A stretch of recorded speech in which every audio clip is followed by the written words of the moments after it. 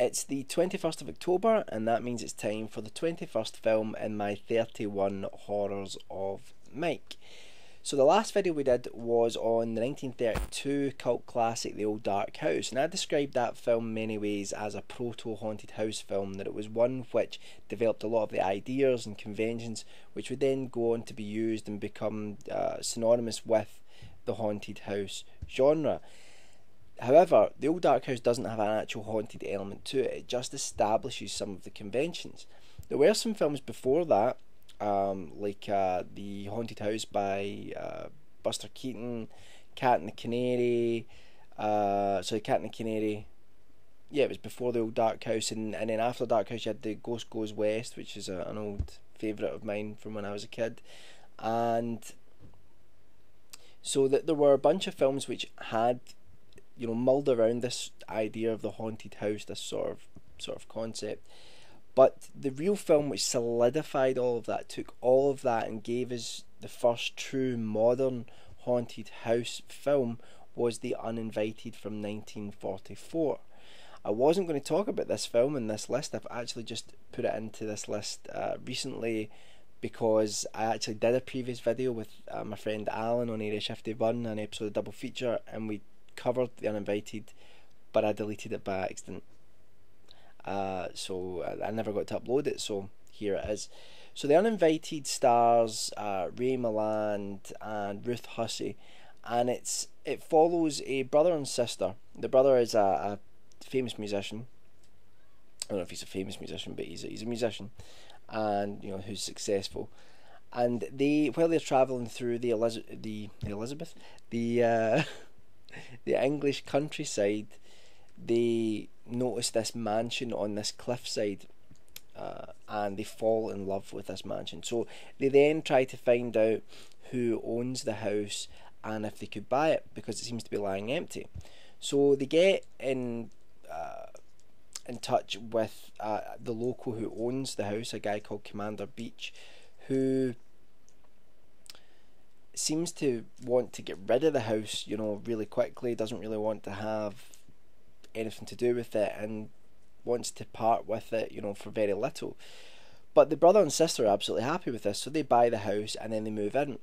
Once they move in, they start to realise that there's something wrong with the house. We start to get the noises throughout the house at night, which seem a little bit strange, and we hear a woman sobbing throughout the house, and this starts to disturb the brother and sister who live there. So they go to speak to Commander Beach, but he doesn't want to talk about it. And at that point, the brother falls in love with Commander Beach's daughter, Stella.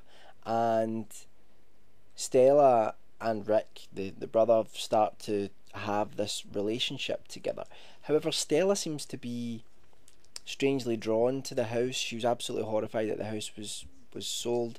And we find out that Stella's mother supposedly committed suicide or died at the house or nearby the house, and this is why Stella has this real affiliation with, an association with, the house. So they then try to find out, who is this ghost that is sobbing? What does it have to do with Stella? Is it the ghost of Stella's mother? Is it someone else? What's going on? And at the same time, Stella's father attempts to do everything he can to stop Stella from investigating what this ghostly spirit seems to want. And that's the film. Now, it's got a few great twists and turns. It's got a real mystery element to it, as a lot of haunted house films do, a lot of ghost stories do. But the mystery element's really great. It's good. It flows really well, and it's got a great payoff. The film in many ways feels like a sort of 1940s romantic comedy in some parts. It's got that vibe to it, but really it's a film that suckers you in. You think you're watching one type of film, and then the film really starts to get under your skin a little bit. It starts to manipulate you, it starts to creep you out a little bit. and they use some effects in this film for apparitions and things like that, which are really, really impressive, and I think really quite frightening and eerie. Um, I think this. I mean, it's quite unknown for a lot of people. Martin Scorsese did list it on his top 11 frightening films of all time. I wouldn't say it's like the most frightening film, but it's a beautifully shot movie. If you're a fan of some more famous haunted house films that are shot in black and white, like The Innocents and Robert Wise's The Haunting, then you really want to check this film out. It's not as sophisticated as those two films, but it's a fantastic movie. It's a fantastic film, and it really should have a much wider audience. And it really every haunted house film that came after this owed The Uninvited a great deal, and it took everything that went before it from, like I mentioned, some of the other films before, and it put it all together in a way which really gave us the modern haunted house film. I was looking through the filmography of the director. What was his name? Lewis something, I think, or something Lewis, and I noticed that he had done another film afterwards called The Unseen.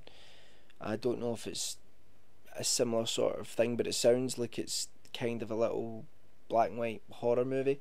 So I'll need to check that out. I don't think I've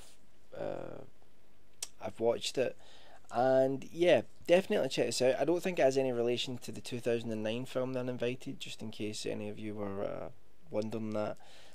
But it's a really special movie.